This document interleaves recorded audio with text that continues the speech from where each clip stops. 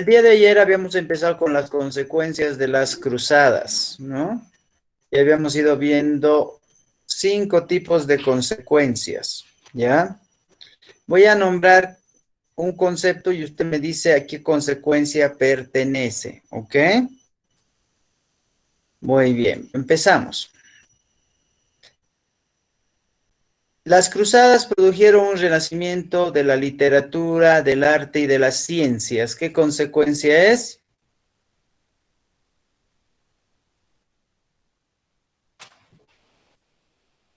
A ver, te doy las alternativas. Religiosas, políticas, económicas, sociales o intelectuales.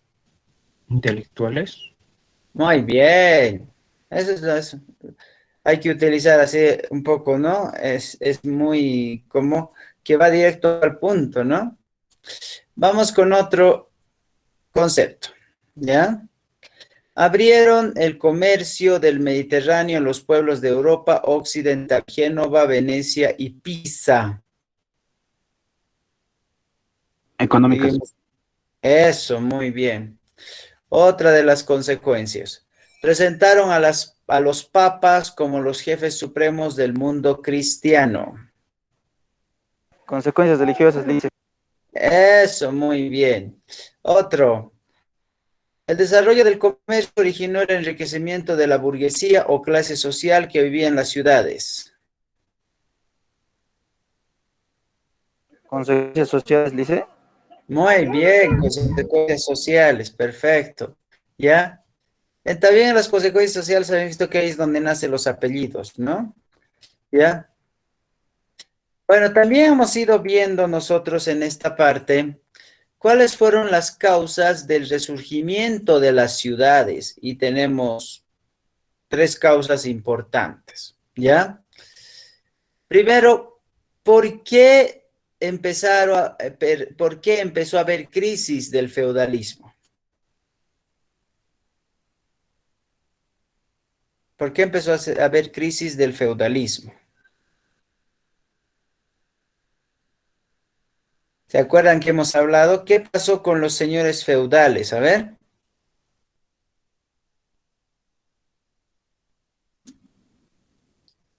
Ok. A ver, vamos a ir recordando que los señores feudales, como participaron en las cruzadas como soldados de la iglesia, ahí es donde ya dejaron de lado de ser señores feudales y se volvieron soldados de la iglesia. ¿Ya? ¿Ok? Luego, ¿por qué va a existir? Otra de las causas va a tener que ver con la población. ¿Qué pasa en las ciudades con la población?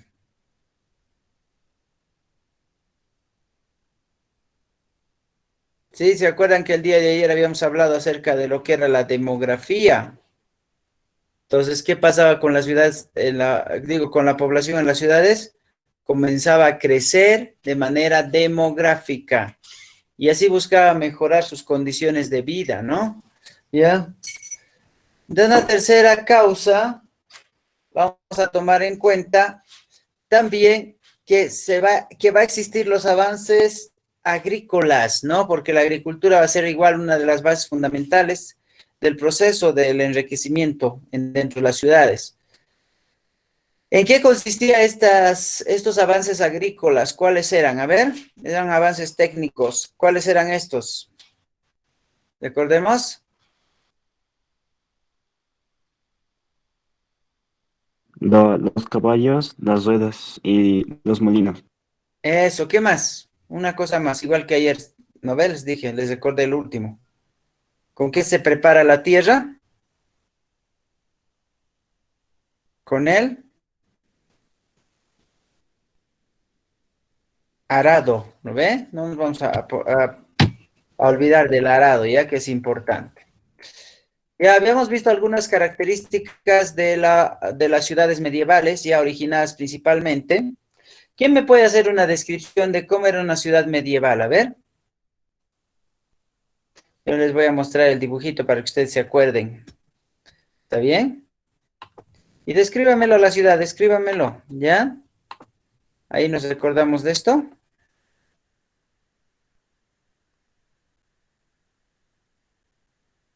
Ya, a ver, vamos. A ver, ¿quién se anima?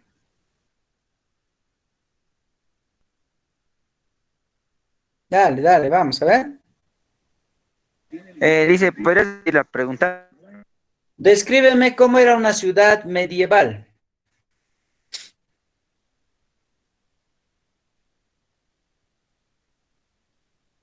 Acá tenemos algunos puntos, ¿no? Pero no está todo lo que habíamos visto. A ver, pero vos tienes que ponerle los detallitos esos, a ver. Había un comercio semanal cerca de la plaza, Ya, el comercio en la plaza, ¿cuántas veces a la semana? una vez. Muy bien, eso. ¿Quiénes venían a vender aquí a la plaza su comercio? Los gremios, ¿Se acuerdan que os he hablado de la hamburguesa, no ve? las burguesas, Eso, muy bien, bien, genial. Ya, ¿quién trabajaba en el ayuntamiento?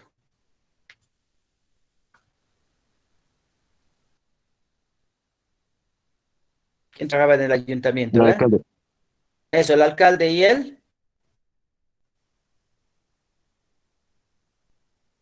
con, ya, pues el consejo,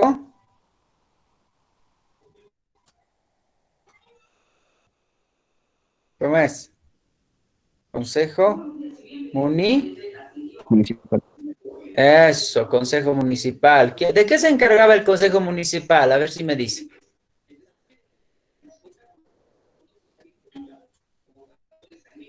¿De qué se encargaba el consejo municipal? A ver, ¿se acuerdan? De cobrar los impuestos, dice. Ya, ¿qué más?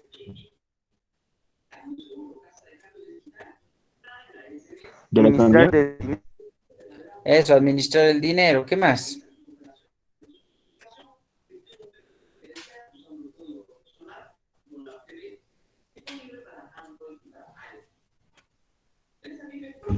Administraba las escuelas distritales. Eso, muy bien. Sí, ahí vamos a tener nosotros el consejo municipal. Ok. Después, ¿cómo eran las calles de las ciudades medievales? Pequeñas, dice. Es angostas, angostas.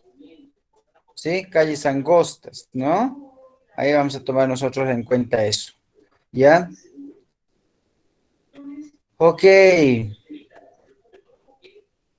¿Dónde se ubicaban las casas de los patricios? ¿Quiénes eran los patricios? las familias ricas, Eso, ¿dónde se ubicaban las familias ricas? en el Aquí, centro, aquí, ¿no ve? Por eso aquí hay una muralla, mira, que divide clases sociales incluso, ¿no ve? Sí, este es el pueblo llano, esta es la nobleza, aquí está el clero, ¿no? Que vamos a tener nosotros, ¿ya? Ok, muy bien. ¿Las casas eran de un solo piso?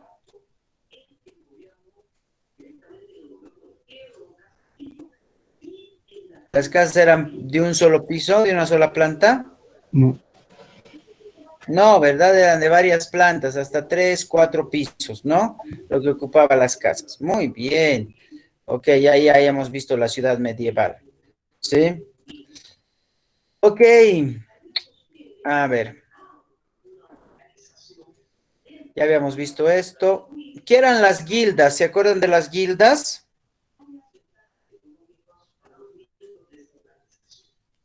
¿Qué eran las guildas? A ver, recordemos.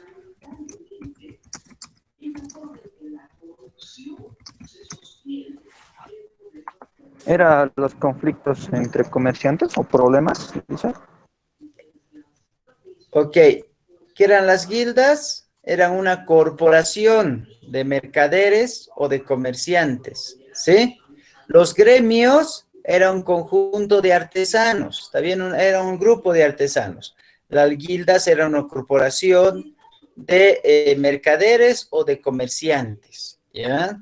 Ahí vamos a tomar en cuenta nosotros las guildas, ¿está bien? ¿Ya? Entonces decíamos nosotros que el gobierno de la ciudad estaba a cargo del Consejo Municipal, cuyos miembros eran elegidos por las guildas y los gremios, ¿verdad? Si recordamos eso. ¿Ya? Muy bien. ¿Qué más le puedo preguntar a ustedes? A ver, muy bien. Ah, ok.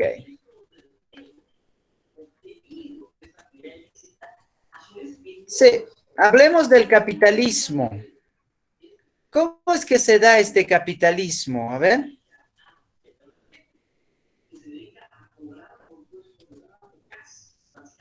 ¿Qué se va a crear dentro de la forma del capitalismo? Ah, no, eso no hemos avanzado. Van a disculpar. Yo ya estoy combinando mis preguntas con las que estoy avanzando con el otro curso, pero ahora veamos, ¿ya? Veamos ahora lo que es orígenes del capitalismo y vamos atendiendo, por favor, para ir respondiendo las preguntas, ¿ya? Muy bien.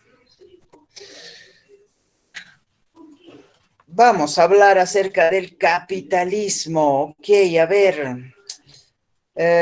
Miguel Mamani.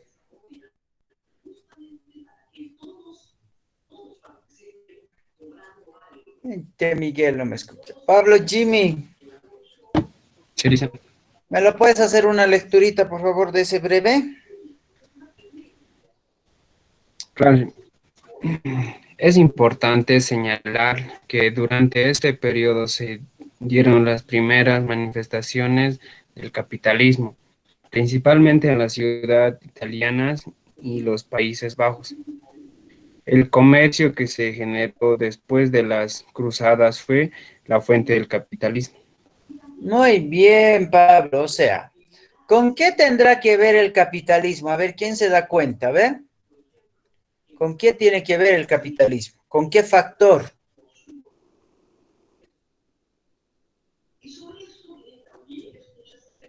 ¿Con las cruzadas?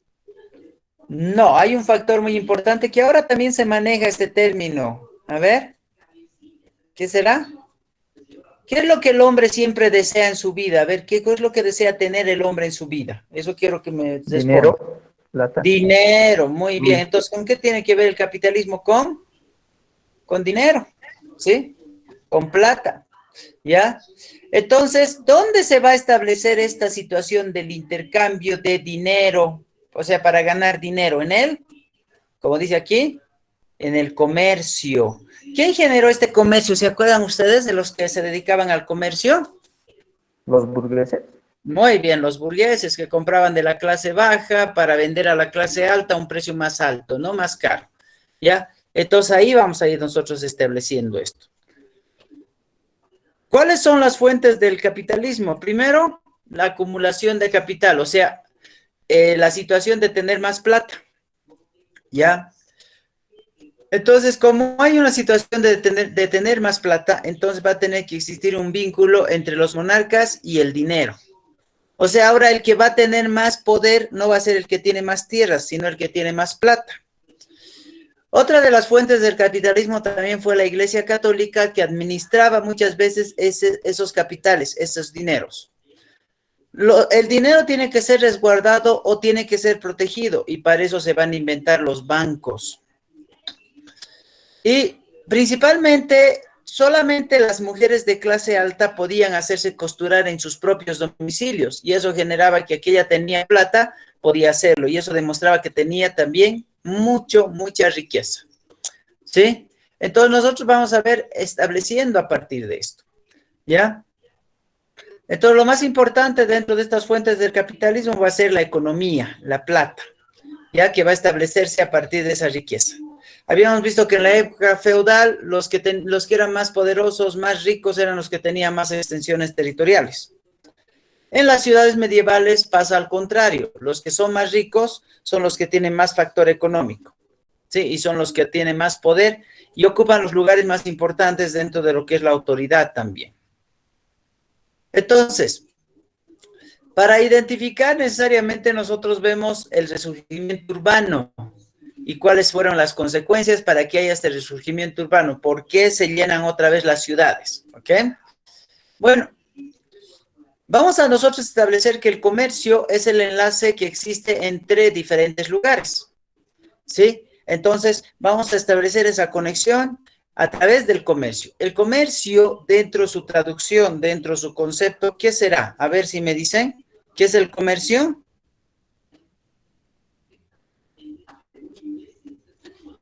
A ver, ¿qué es el comercio? ¿Qué me responde eso?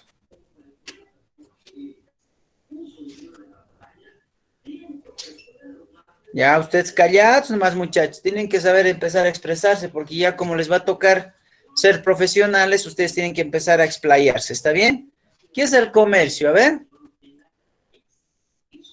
¿todos practicamos comercio o no? Sí. A ver, dame un ejemplo, Daniel, de comercio. Bueno, es cuando, digamos, alguien ofrece algo y otro quiere y hacen un intercambio a cambio de dinero y para conseguir la otra cosa. Muy bien. Cuando vamos a una tienda aplicamos comercio. Cuando compramos cualquier producto hay comercio. El que vende es el comerciante. Y el que compra ya podría ser el cliente, el consumidor, ¿ya? Entonces es en ese sentido. Entonces va a producir un importante intercambio cultural entre Oriente y Occidente a través de los árabes y de los bizantinos, que va a establecerse principalmente cosas que tú podías conseguir en Arabia, la traías a Europa y en Europa podías venderla a un precio demasiado exigente porque era difícil de conseguir. Es como ahora nosotros, ¿no? Si hacemos una comparación, ¿de dónde mayormente vienen los electrodomésticos? ¿Ustedes saben? Estos que venden acá en La Paz, el que venden en Oruro, los que venden en Potosí. ¿Saben o no? Es cultura general, ¿eso ven? ¿Alguna vez se han enterado de eso? Por ejemplo, yo quiero comprar una televisión. Voy a ir a comprar aquí en La Paz, hay una tienda que se llama La Justus. No sé en Potosí cómo será, o en Sucre, o en Tarija, no sé, en los lugares donde ustedes viven, debe haber lugares donde se concentran los electrodomésticos, pero estos comerciantes traen este producto de algún lado, y acá es de la zona franca de Chile, de ahí lo traen, a un precio un poco más bajo, y lo venden a un precio más alto acá en el mercado, porque de eso se trata, el comerciante tiene que ganar siempre, no puede perder, ¿ya? Una vez que se establece la riqueza económica, entonces se va a aumentar el poder del rey. ¿Por qué? Porque el rey ya no va a cobrar impuesto como en la época feudal con productos, tiene que cobrar con dinero, ¿sí? Entonces, ¿a través de qué va a cobrar esto? A través de los impuestos. El rey va a cobrar los impuestos a las ciudades, a los ciudadanos, los cuales van a pagar, y esto va a aumentar la riqueza del rey, porque no todos los impuestos van a ir en beneficio de la comunidad, como pasa siempre hoy en día también. Entonces vamos a tener nosotros primordialmente que muchas de las ciudades se van a convertir en aliadas importantes de los reyes y su lucha por consolidar el poder central y quebrantar la resistencia de los señores feudales.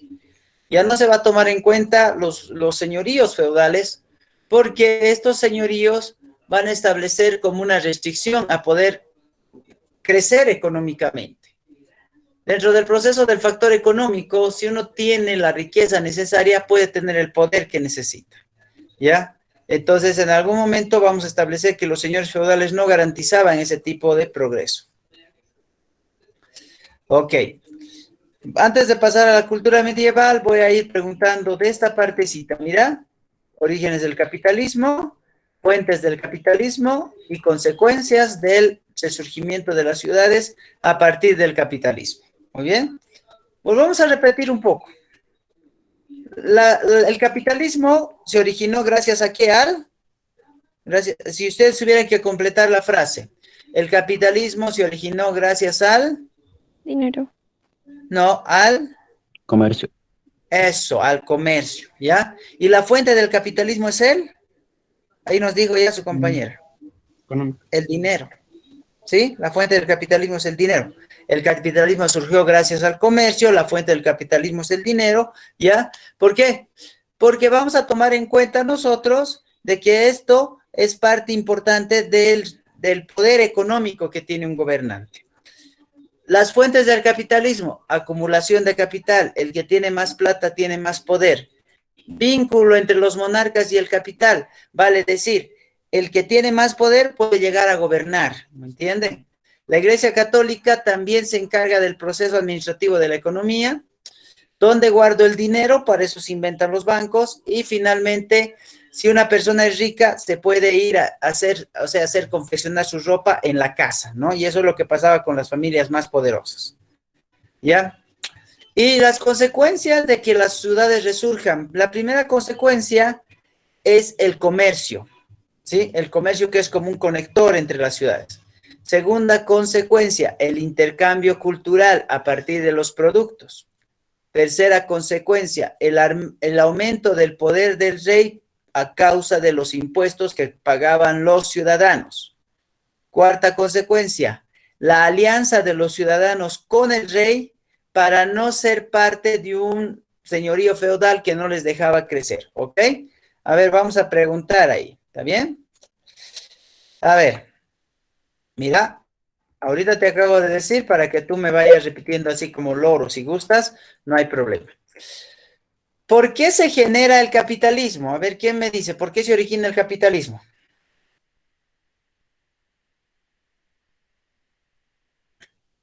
¿Por qué se El origina el capitalismo? comercio, Muy bien. ¿Cuál es la fuente del comercio? Os digo, ¿cuál es la fuente del capitalismo?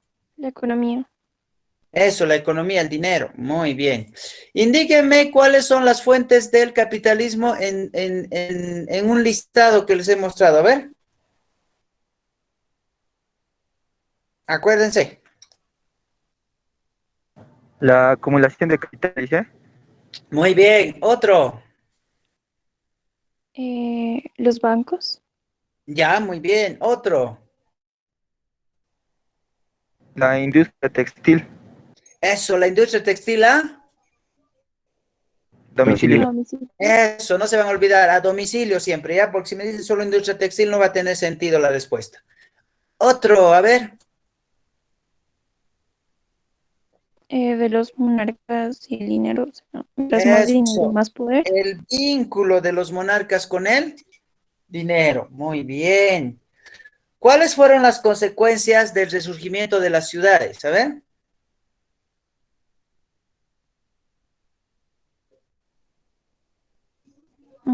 El intercambio cultural, Muy los bien. productos ¿Entre quiénes?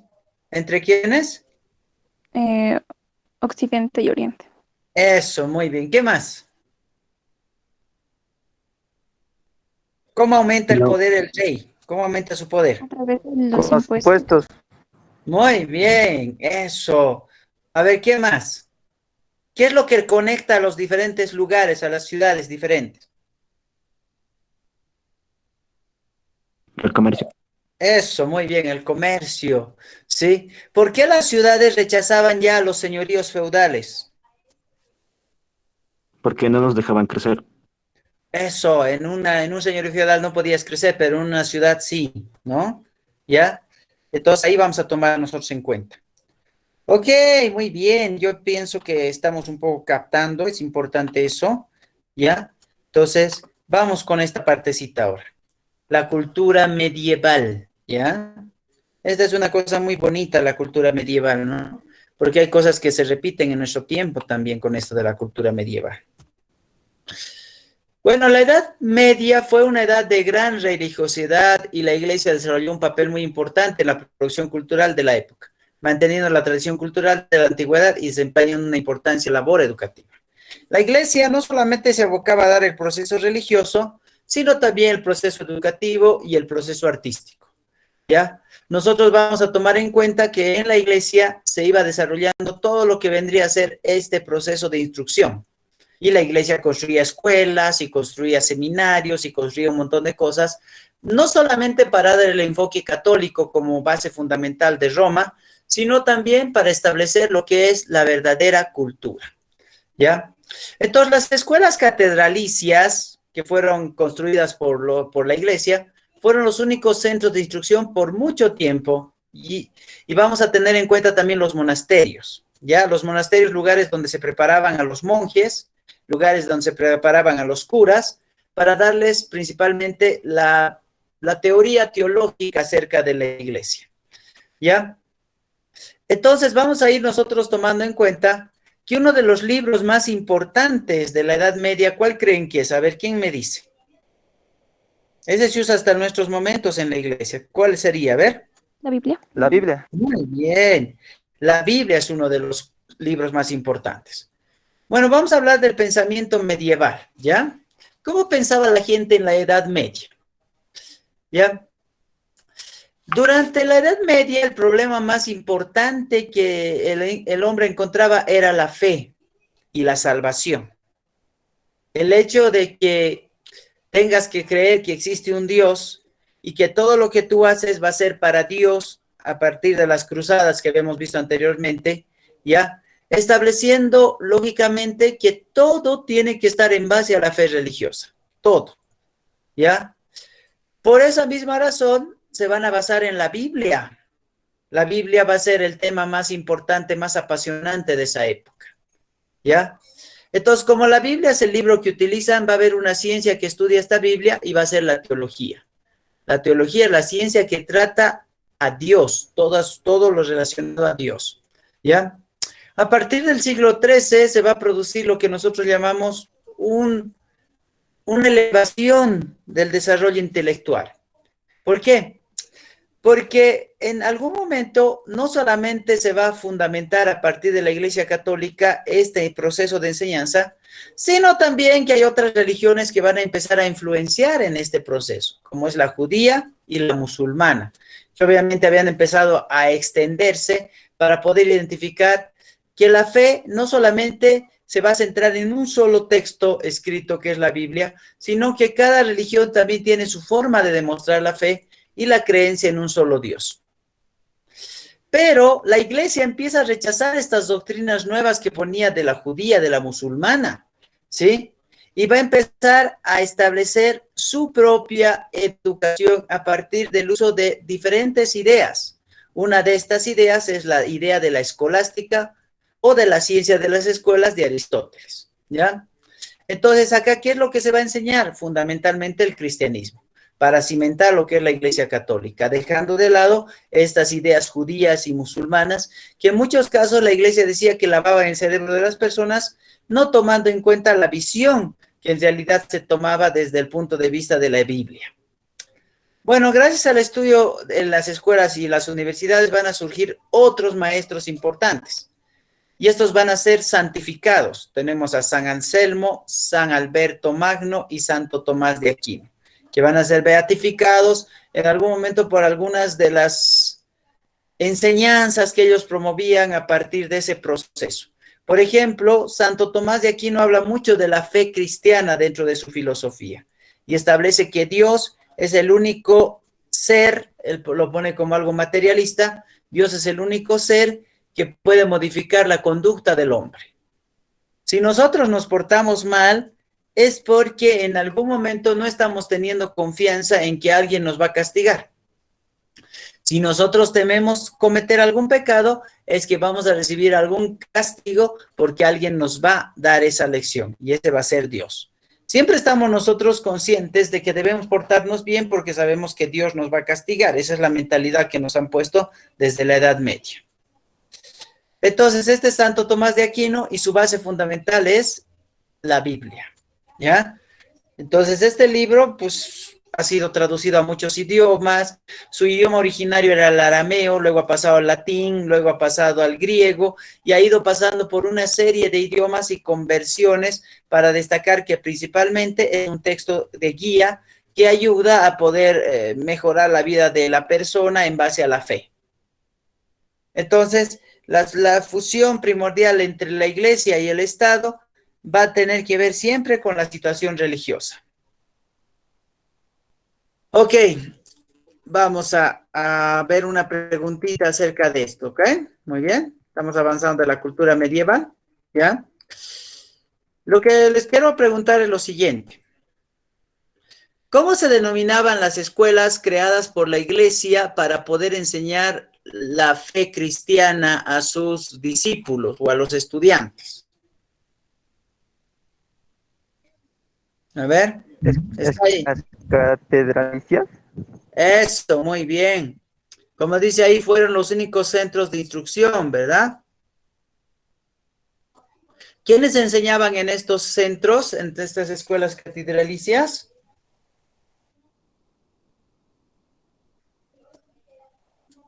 ¿Quiénes enseñaban?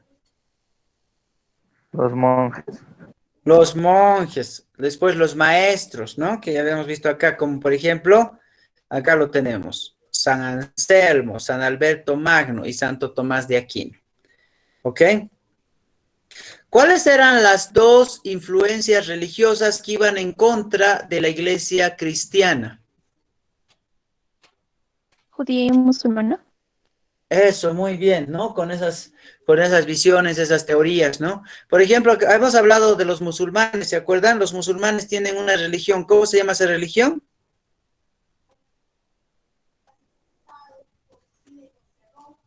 ¿Cómo se llama esa religión que ha fundado Mahoma?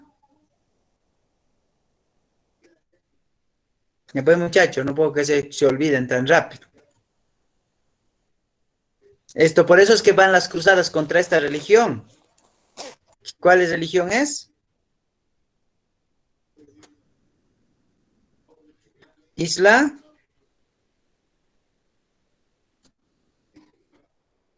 Ya pues, el Isla. Estos chicos, che, rápido se olvidan. El islamismo es la religión de los musulmanes, ¿no ve? ¿Sí o no? Sí, pues, ¿ya? Entonces ahí.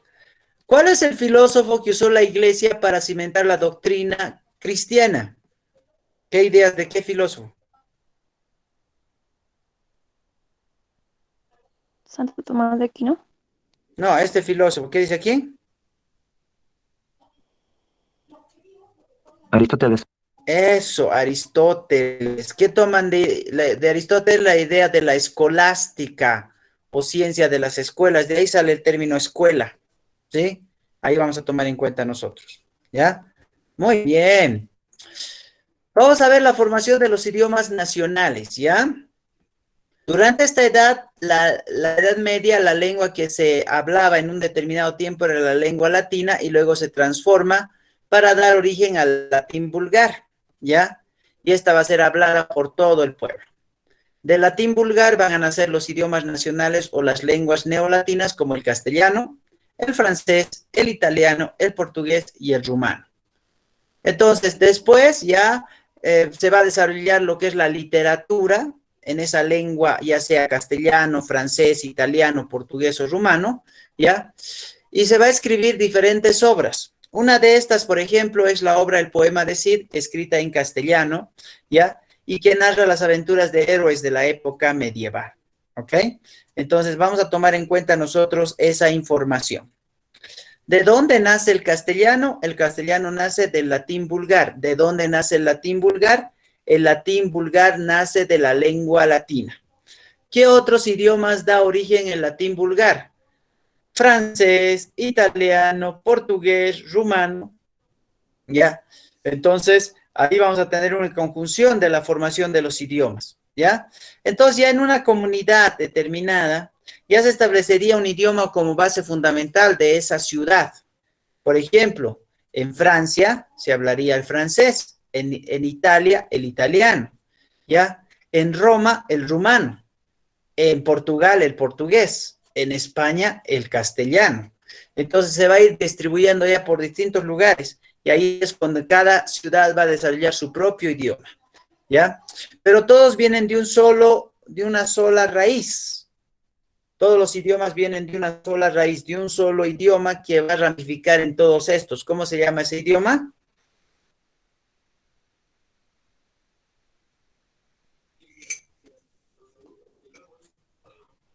Les acabo de decir, a ver.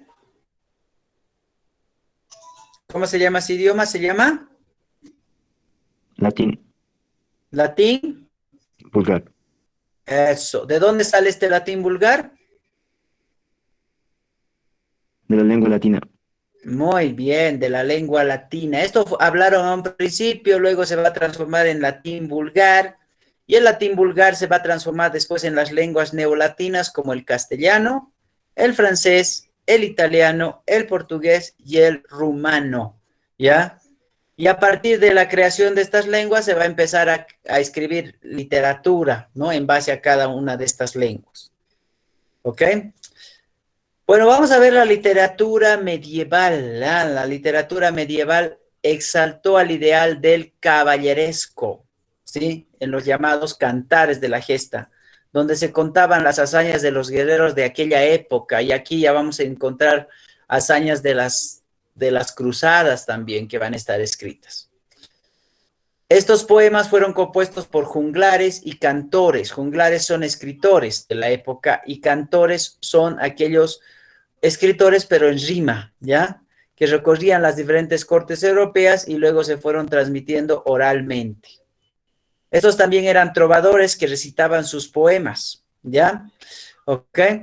Entonces, les daban a los trovadores, ellos recitaban los poemas y los volvían canciones. Y estas se cantaban a la mujer y se cantaban al amor, ¿ya?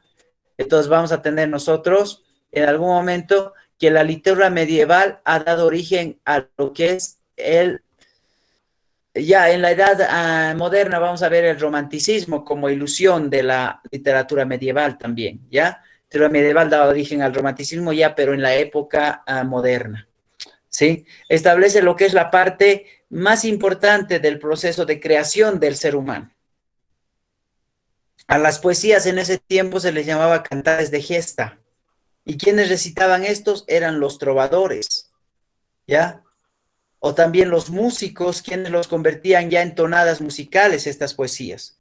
Ustedes sabían que las canciones son poesías escritas, ¿verdad? Por eso tienen rima, ¿no?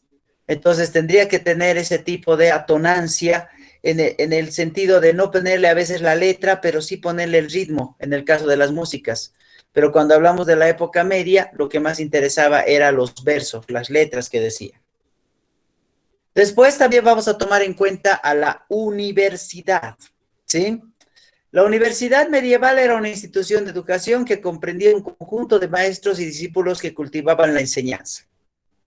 Esta dependía del papa o del soberano, que en este caso era el rey.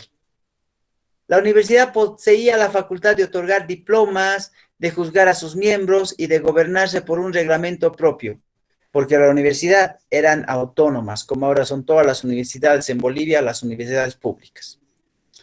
Los estudios en la universidad abarcaban las siguientes ramas, o carreras, si tú quieres llamarle: teología, derecho y medicina.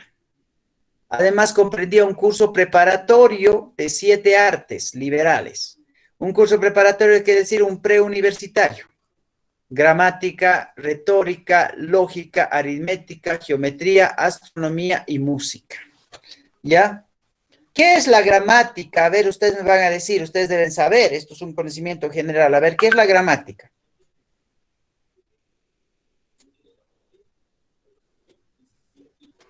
¿Quién sabe qué es gramática? A ver.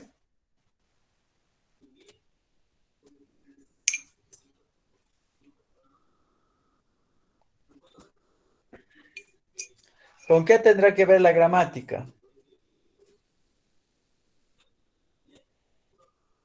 ¿Cómo es?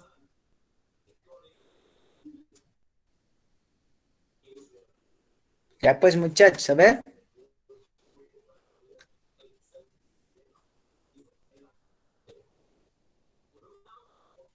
Ok, la gramática es el arte de escribir, ¿sí? De manera coherente, a través del sujeto, el predicado y el verbo, ¿sí?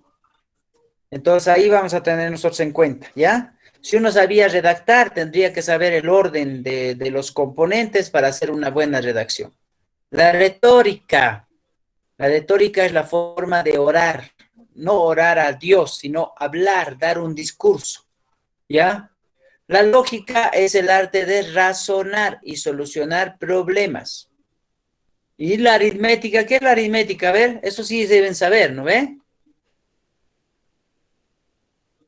La aritmética es para Matemáticas. eso, para hacer operaciones, ¿no ves? Suma, resta, división, etc. La geometría, ustedes han llevado geometría también. ¿Con qué tiene que ver la geometría? Matemática.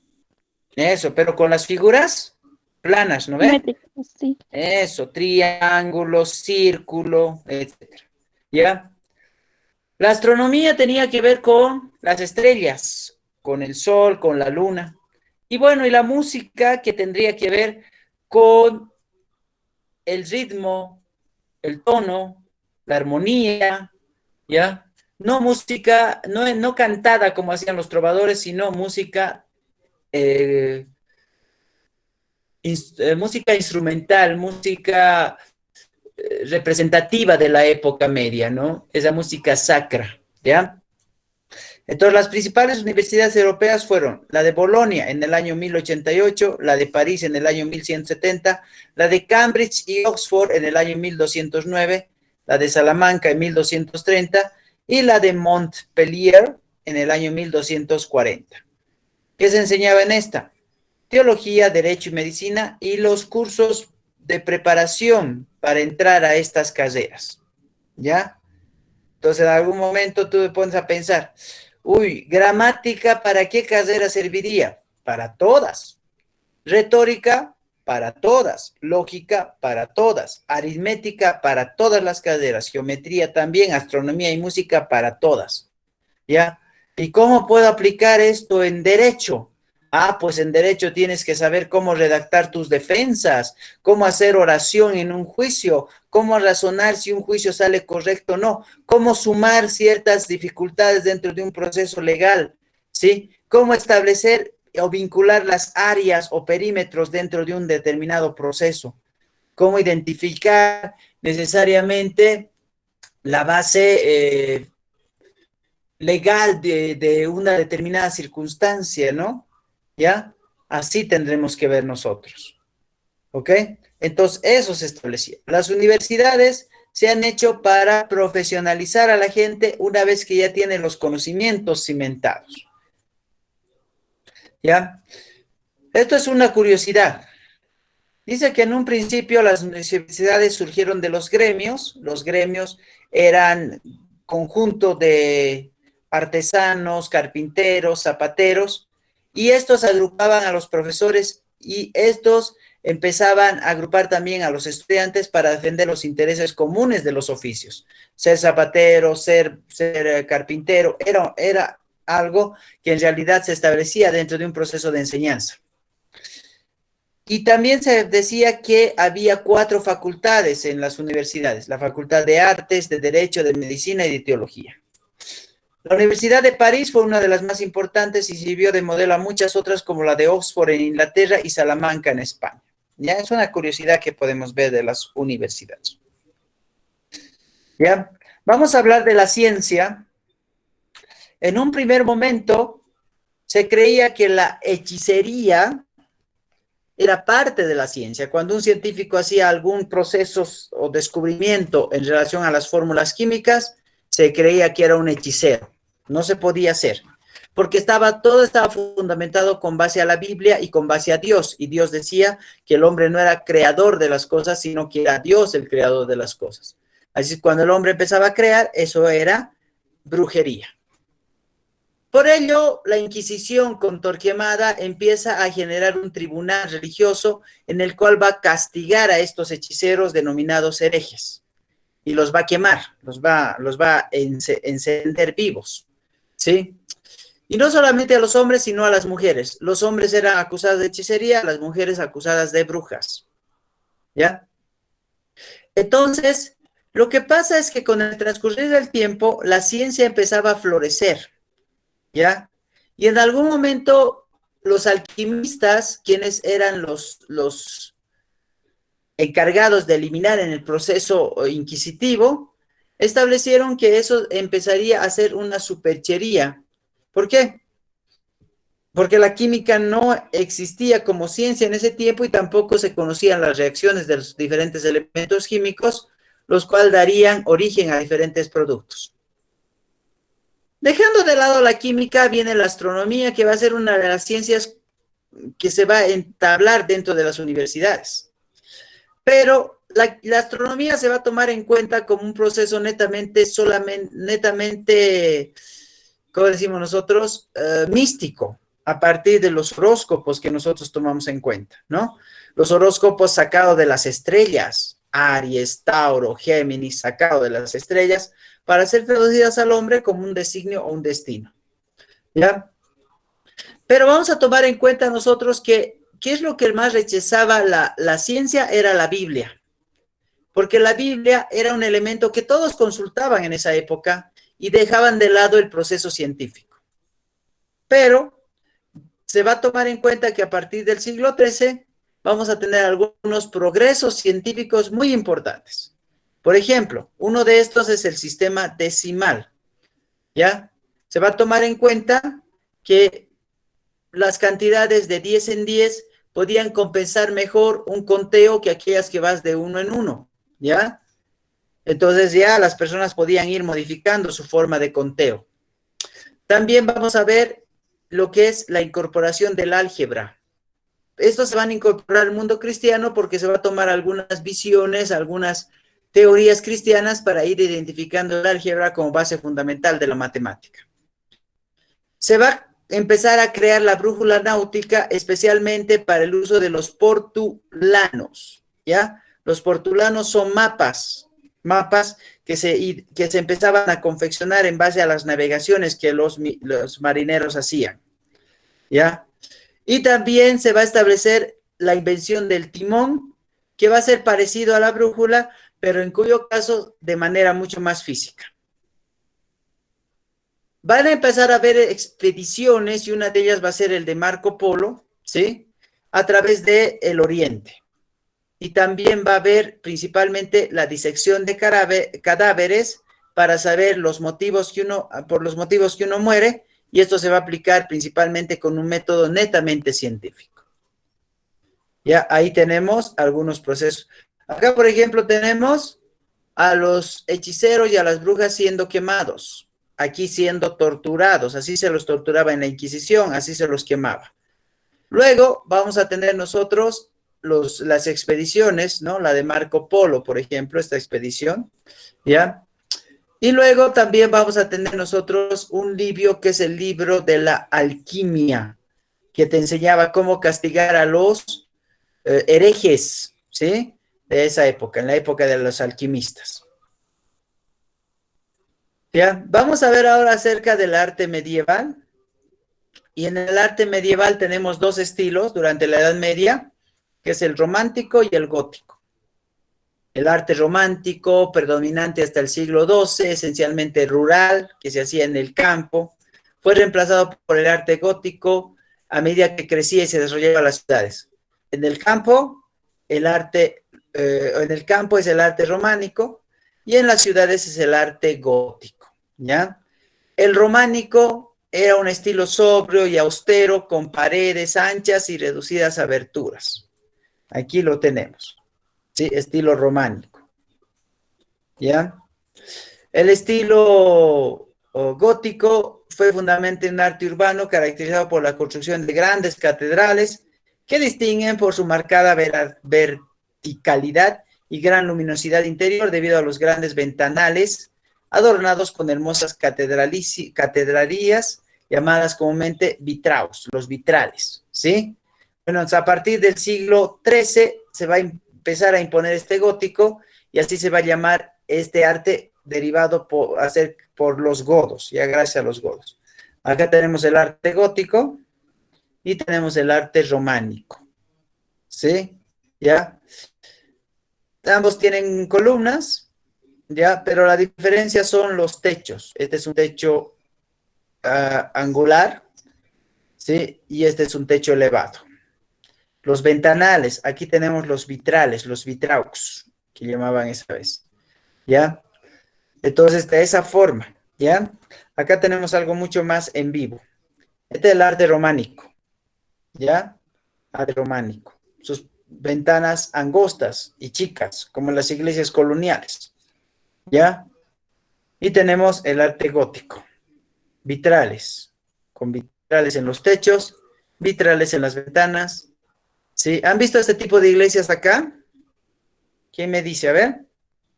¿En Bolivia? ¿Cómo es? En La Paz hay uno acá, se llama La Recoleta, como este, igualito, ¿ya? Entonces, ahí vamos a tener nosotros, ¿ya? Bueno, cuando hablamos de la pintura medieval, nos hablamos principalmente de lo que es la iluminación de los manuscritos cristianos, como tenemos acá, ¿ya? Y esta va a contribuir a la expresión pictórica de la época. En la mayoría de estos manuscritos iluminados de la época fueron realizados por monjes. Otra cosa que vamos a tener, esto es del periodo románico. En el periodo gótico se va a poner principalmente una especie de estilo del Renacimiento italiano, ¿sí? Y se va a introducir lo que es un repertorio de medios técnicos mucho más trabajados en la pintura, ¿ya? Entonces, el Renacimiento va a venir después del estilo gótico, ¿ya? Del periodo gótico, con pinturas mucho más sobresalientes, con los colores mucho más vistosos y con diseños mucho más llamativos y religiosos, ¿ya? Entonces, esto se va, como son elementos llamativos y religiosos, esto se va a dar más que todo dentro de los monasterios, ¿ya? Y bueno, vamos terminando la Edad Media, ¿ya? La Edad Media termina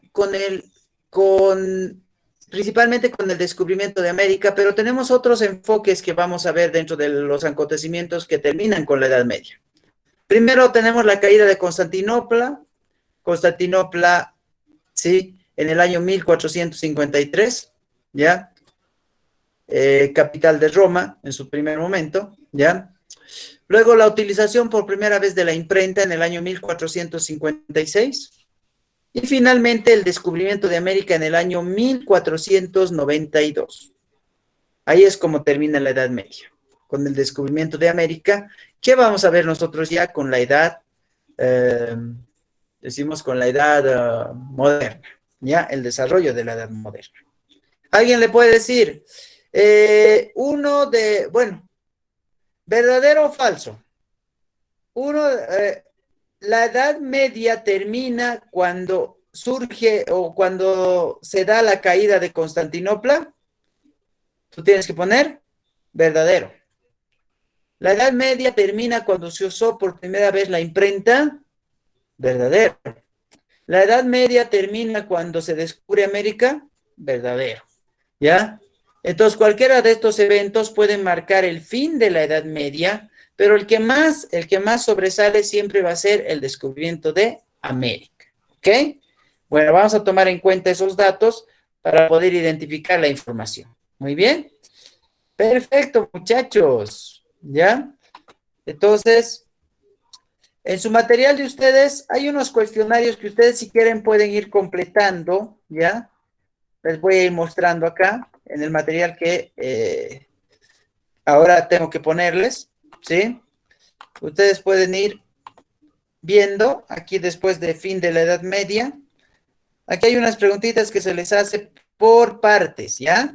Por ejemplo, aquí tenemos el cuestionario 1, ¿ya? Después es cómo es que quiere renacer el antiguo Imperio Romano a partir de los bárbaros y demás que hemos ido viendo a un principio. El cuestionario 2 del feudalismo. El cuestionario 3 de las cruzadas.